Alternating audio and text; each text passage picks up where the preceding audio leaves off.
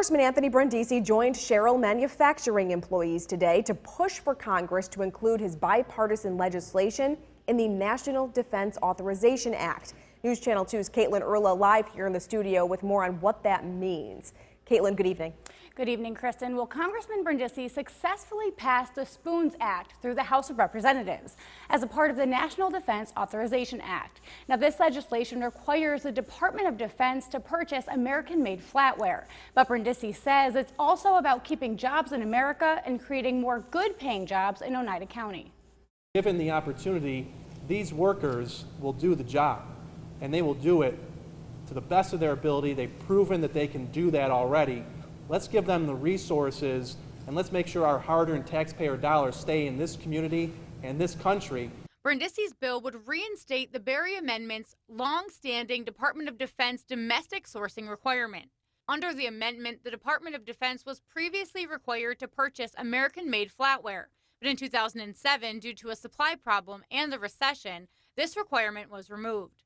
But now, thanks to the hard work of Sherrill Manufacturing, their employees, there is a strong supply of American-made stainless steel flatware. And now that American-made flatware is back, it's time for the Department of Defense to begin purchasing that flatware again for the brave men and women who serve our country. Those with Sherrill Manufacturing explain why this legislation is important. When this legislation passes, we will be able to increase our capacity by probably double and create 15, 20 new jobs for people in the community. By supporting this bill, we're helping reinvigorate and refortify our steel mills here in the United States. In addition to that, we're also hiring people and building back our industrial base. Brindisi says this isn't just a local issue, but it goes far beyond that. This is a national security issue for the country.